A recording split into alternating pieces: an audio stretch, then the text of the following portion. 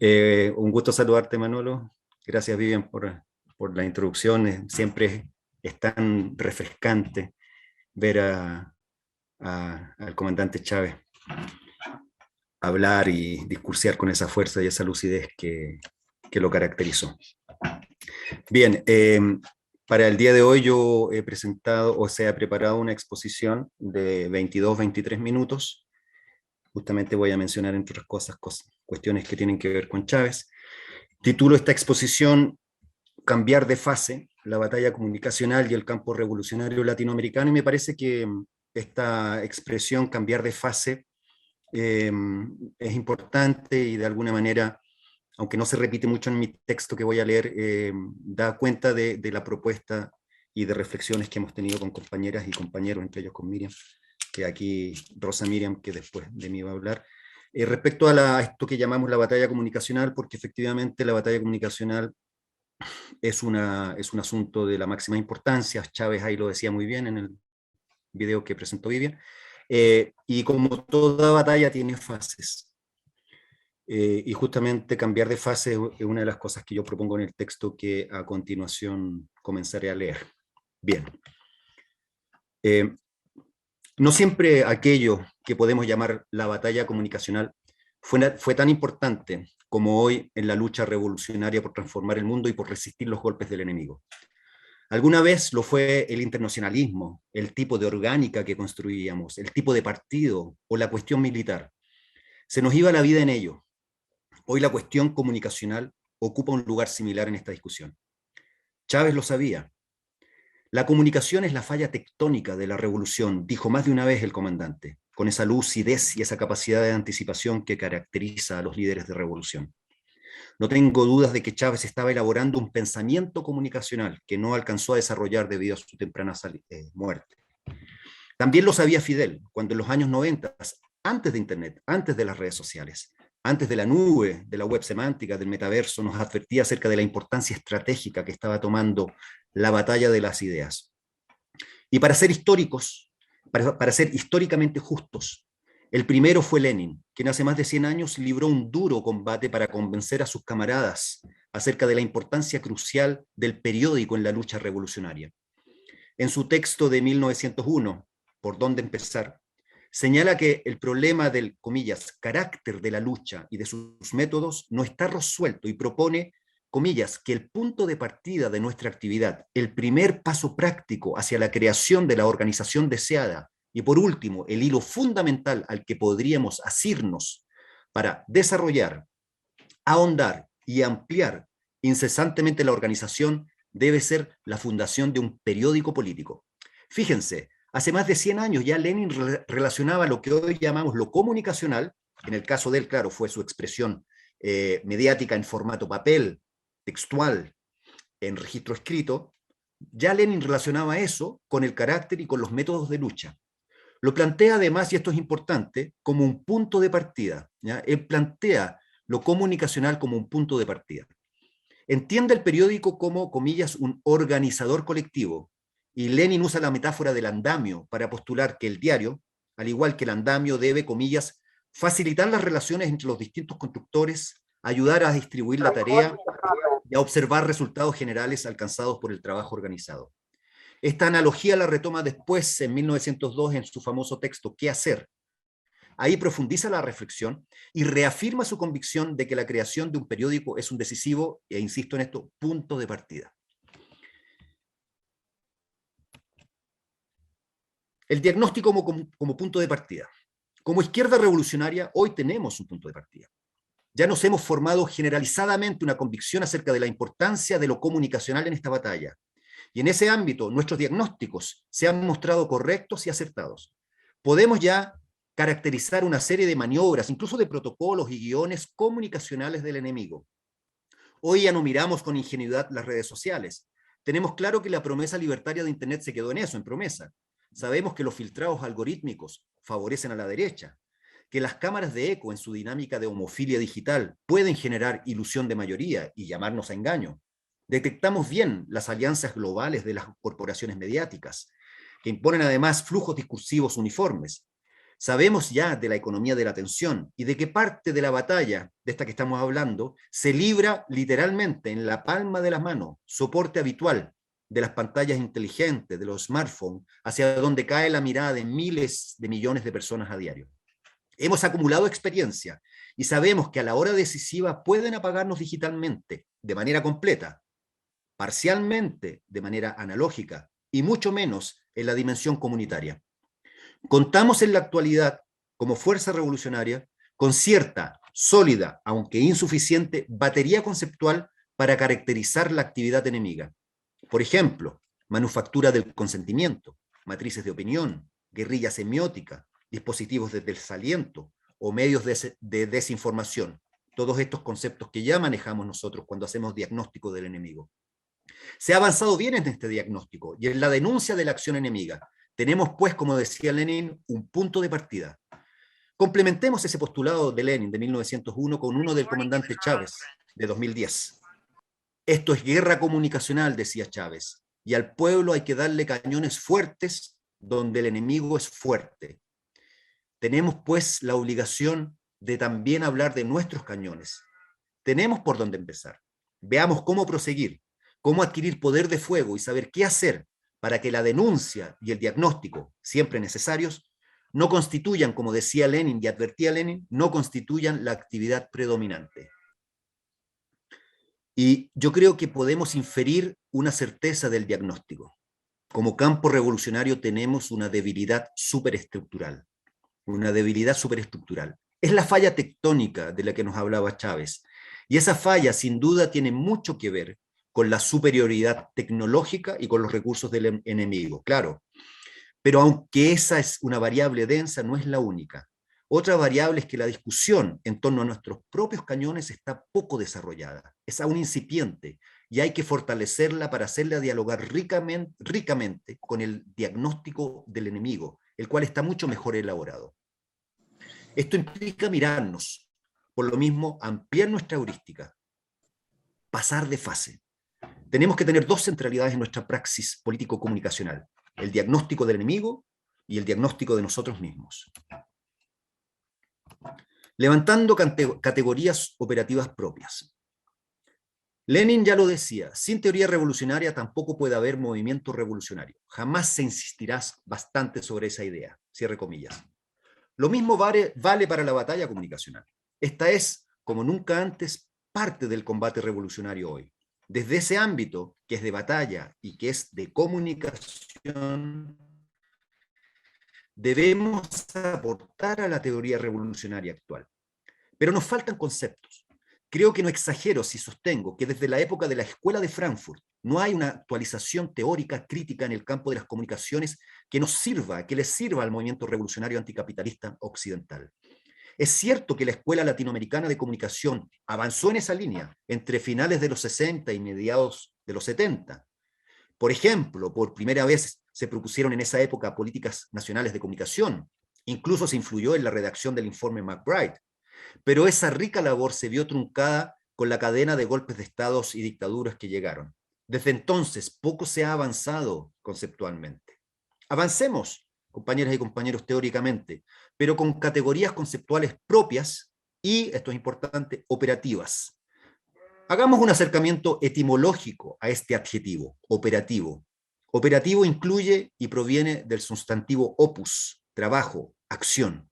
Es decir, busquemos, elaboremos, inventemos, propongamos y usemos nuestras propias categorías conceptuales que nos sirvan para guiar nuestra acción político-comunicacional.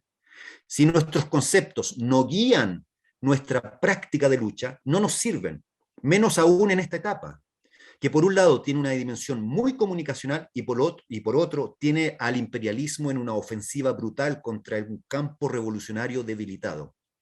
Si las categorías conceptuales nuestras no son operativas, se vuelven rizomáticas, gramatológicas, espectrales, es decir, posmodernas. Por lo tanto, buenas para nada en la lucha concreta, real y brutal a la que nos enfrentamos los pueblos de nuestra América. Hablamos, pues, de categorías que en tanto orientan, no pueden dejar nuestra pregunta, ¿qué hacer?, sin respuesta, o sea, dejarnos igual que antes. Ya contamos con algunas que hemos mencionado antes, más arriba: matrices de opinión, dispositivos de desaliento, manufactura del consenso.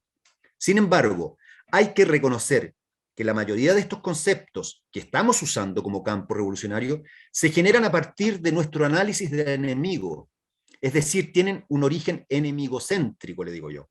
En tanto tales, son útiles para analizar al adversario y tienen una dimensión fuertemente defensiva. Pero pasar de fase en esta lucha político-comunicacional implica enriquecer eso con categorías que también nos permitan analizar y guiar nuestra propia acción político-comunicacional, tanto ofensiva como contraofensivamente. Y ahí llegamos del punto de partida a la pregunta ¿qué hacer? Hacia el punto de llegada. Habiendo definido, compañeras y compañeros, el punto de partida, así como la necesidad de dotarnos de un armazón conceptual propio, cuyo andamiaje está en construcción, llegamos al momento en que sobre la base de ambos se requiere proponer algunas acciones político-comunicacionales concretas que fortalezcan nuestras posiciones. Acá van algunas. En primer lugar, una que puede parecer obvio: estudiar nuestras experiencias comunicacionales exitosas. Puede parecer obvio, como digo, pero no lo es. Como campo revolucionario tenemos un déficit evidente e inocultable. No conocemos ni adecuada ni suficientemente las experiencias comunicacionales exitosas que hemos inventado, creado e implementado en las últimas décadas en esta desigual batalla. ¿Qué hemos hecho bien? ¿Qué hacemos bien? ¿En qué somos fuertes? Son preguntas necesarias de abordar cuanto antes, porque no hay duda de que la sistematización de sus respuestas, el estudio de ellas, de estas experiencias, nos darán luces y podrán servir de guía para elaborar nuestros propios protocolos. Por ejemplo, ¿cómo ha hecho Venezuela para resistir el ataque mediático comunicacional más duro, prolongado y global nunca antes visto contra un país? ¿Por qué el canal estatal de televisión venezolana de televisión logra altos niveles de rating y compite de igual a igual en audiencia con los canales privados como los de Cisneros? ¿Cómo ha logrado el chavismo tener tantos comunicadores y comunicadoras con canales, cuentas, iniciativas comunicacionales propias? ¿Cómo se explica el éxito del programa televisivo semanal Con el Mazo Dando de Diosdado Cabello, el segundo del gobierno, que ya supera las 400 emisiones? O para el caso de Cuba, ¿qué pasó entre julio y noviembre del 2012, del año pasado, del 2021, perdón? En esos 4 meses, luego de un inicial estupor en las filas revolucionarias por las protestas callejeras que ocurrieron el 11 de julio, asusadas por todo el aparataje mediático y los dispositivos del imperialismo, se pasó a contraofensiva comunicacional revolucionaria que dejó mudos a los defensores del imperialismo dentro y fuera de la isla. Activación de redes sociales, articulación de los medios tradicionales, guerra de memes, actos de confirmación no virtuales como la marcha de la juventud que congregó a 100.000 jóvenes, la creación de la plataforma revolucionaria Sierra Maestra, que reúne a más de 70 grupos de comunicación digital, articulación de medios digitales, comunicación directa del presidente Díaz-Canel con las comunidades, canales e influencers revolucionarios, nuevos programas de la televisión abierta, rejuvenecimiento de la pantalla y un gran etcétera que debe ser estudiado y sistematizado. ¿Qué hacer? Una segunda propuesta: reconocer y crear medios columna y comunicadores columna. En toda batalla, compañeras y compañeros, se requieren columnas vertebrales, que realizando la función de columna sostienen la acción combativa en sus diferentes variaciones. ¿Cuáles son nuestros medios columna? ¿Cuáles de ellos ocupan posiciones fijas? ¿Cuáles son nuestros comunicadores y comunicadoras columna que como tales maniobran y generan movilidad comunicacional y reacción informativa rápida y alternativa? Precisemos conceptualmente. Entendemos como medio columna a aquellos medios cuyo funcionamiento cumple un rol central en la construcción de comunidades interpretativas. Eso es una cuestión de audiencia. En la propuesta de una visión de mundo propia y contraria a la hegemónica, eso es una cuestión de matrices de opinión.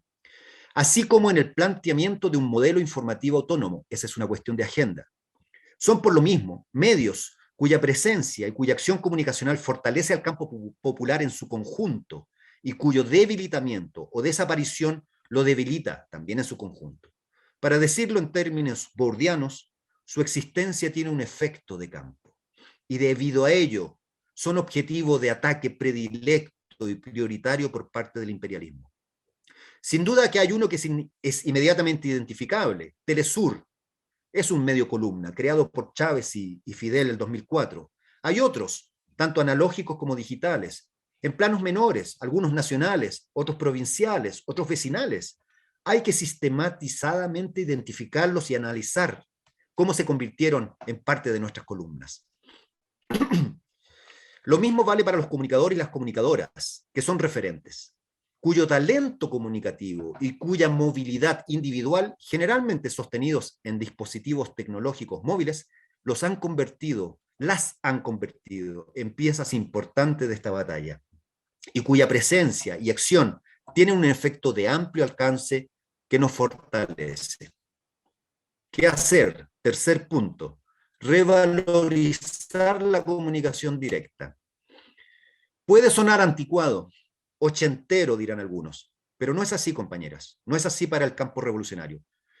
Se trata de valorizar la comunicación directa en su justa dimensión, sabiendo que lo hacemos en el marco de un mundo que transita por la cuarta revolución tecnológica, la misma que ha creado una frontera difusa entre lo virtual y lo no virtual. No se trata de desconocer el alcance de la comunicación digital o el potencial de lo digital. Se trata de no descartar, debido al contexto tecnológico, que la comunicación directa sí puede, incluso debe, formar parte de nuestro arsenal, que en ciertos momentos incluso es imprescindible. Como ocurrió en Cuba recientemente, después del 11 de julio, se activó todo un despliegue comunicacional revolucionario que incluyó la comunicación directa con el pueblo, para enfrentar el llamado reaccionario que se estaba haciendo para el 15 de noviembre, que básicamente ese llamado reaccionario fue una maniobra imperialista sustentada en el calentamiento comunicacional de las redes, que apostaba a calentarlas lo suficiente para lograr luego de ahí saltar a la acción de calle, lo que no se pudo. Hay diversas modalidades de la comunicación directa. El cara a cara es uno de ellos. El contacto en vivo, radial, por ejemplo, es otro. Así empezó Chávez su aló presidente. El contacto en vivo televisivo, que Cristina Fernández usó mucho. Los live en redes sociales, incluso los mails, o, volviendo a las redes, iniciativas como la realizada por el grupo cubano La Manigua, que luego de meses de exitosa performance virtual como canal de Telegram, saltó a un encuentro nacional real, concreto, a mediados de diciembre del 2021. No debe olvidarse, además, que considerando la simetría de recursos, mantener la expertise y las habilidades requeridas para desplegar comunicación directa puede ser un asunto de vital importancia, como cuando nos apagan. Es lo que nos ha ocurrido más de una vez. Durante el golpe de Estado del 2019 en Bolivia, se silenciaron inmediatamente los medios públicos y comunitarios afines a Evo y al MAS. O en noviembre de este año, hace poquito, cuando los gigantes tecnológicos cerraron centenares de cuentas afines al sandinismo en Twitter, más de 80 canales en YouTube y casi 1000 cuentas en Facebook, justo una semana antes de las elecciones presidenciales. ¿Qué hacer? Cuarta medida concreta. Construir matrices de opinión propias. El punto de inicio ya señalado, basado en el diagnóstico del enemigo, nos ha permitido entender la importancia de detectar lo que se ha popularizado con el término matrices de opinión. Carecemos aún en el campo revolucionario de una definición consensuada y clara de este concepto, aunque lo usamos mucho. En Venezuela se habla mucho de matrices de opinión, en Argentina mucho, en Cuba mucho, en Chile mucho, aunque carecemos de una definición conceptual clara. La compañera cubana Karima Oliva propone una que es un buen punto de partida y viene a llenar en parte este vacío definicional. Una matriz de opinión, dice ella, es una representación parcial de la realidad de impronta ideológica que responde a los intereses de determinado grupo de poder y se fabrica con la intención de producir o mantener la hegemonía y dominar la opinión pública respecto de un tema. Sobre esa base, demos el salto a pensar en nuestras propias capacidades de construir y elaborar representaciones que, basadas en nuestros legítimos intereses políticos, contribuyan a generar condiciones subjetivas favorables para incidir en la opinión pública, en el marco de esta batalla donde las matrices de opinión exitosas son, como diría Chávez, artillería pesada. Por ejemplo, ¿qué matrices de opinión se han consolidado en Chile después del estallido del 2019, del estallido social? ¿Cuáles lo hicieron en la opinión pública colombiana después de meses de movilización popular contra el régimen uribista? ¿Qué matrices provocó en la audiencia colombiana el éxito del cortometraje digital que fue difundido por Telegram y por YouTube, Matarife, un genocida innombrable? ¿Qué matrices sostuvieron el genial bombardeo de memes cubanos que ridiculizaron y avergonzaron a los pitiyanquis, a la gusanera el 15 de noviembre, etcétera? Al ofrecer marcos interpretativos sintetizados y comprensibles acerca de acontecimientos complejos, las matrices juegan sin duda un rol central en la batalla cultural y en el combate por el sentido común. Como decía el Che, comillas, luchamos contra la miseria, pero también luchamos contra la alienación. Esto último es una cuestión fuertemente comunicacional y muy relacionada con la cuestión de las matrices de opinión. No hay ningún misterio que hoy parte importante de la batalla comunicacional se juega en el contexto digital y particularmente en las redes. Los revolucionarios tenemos que estar allí, pero no basta con eso. Considerando el contexto de la asimetría estructural señalada y el hecho de que la actividad, la propia compañía de Twitter, acaba de dos mínimos que tenemos que cumplir. No me refiero a los influencers. Las autoridades de red es una cuestión topológica, no de volumen, estructural. En ese sentido, los usuarios o las cuentas que ocupan dichas posiciones de autoridades de red ejercen una influencia estructural en la conformación, en la dinámica y en las conexiones que una estructura de red adquiere. Eso tenemos que trabajarlo y tenemos que tener nuestra gente ahí. De hecho, la tenemos, pero sistematizadamente. En segundo lugar, pensemos en crear una tropa digital latinoamericana que le dé visibilidad y potencia volumétrica, ahora sí estoy hablando de volumen, a nuestras estructuras de red. De modo tal que las autoridades de red, que es una cuestión estructural y topológica, se potencien con nuestra legión digital, que es una cuestión volumétrica, y viceversa. Termino, compañeros. Todo lo anterior implica y apunta a una meta propia de esta fase. Tenemos que construir doctrina comunicacional revolucionaria. El enemigo la tiene. Por ejemplo, acaba de publicar un documento de la OTAN, la NATO, ¿no?, que se sintetiza, que ellos la sintetizan bajo el concepto de cognitive warfare, guerra cognitiva, que como ellos mismos señalan, se puede dar hoy gracias a los avances tecnológicos y persigue hacer que los enemigos se destruyan a sí mismos desde dentro hacia afuera. Definimos guerra cognitiva como la militarización de la opinión pública con el propósito de influir en la política pública y gubernamental y desestabilizar instituciones. Eso dicen ellos en la OTAN. Como vemos, ellos la tienen clara, tienen su doctrina, y esta opta por golpearnos por el flanco comunicacional. Para enfrentarlos hay que proponer doctrina comunicacional propia de acuerdo a los tiempos, construir, como decía Lenin, un andamio que dote de carácter a la lucha y que sea un organizador colectivo de nuevo tipo, pero en continuidad con la tradición internacionalista y revolucionaria. Esto se logra, compañeras y compañeros, con trabajo colectivo, con discusiones grupales, con intercambios continentales y, por supuesto, con estudio, sobre todo con estudio y con Fidel y Chávez en nuestros corazones. Muchas gracias, compañeros. Viviremos y venceremos. Patria o muerte.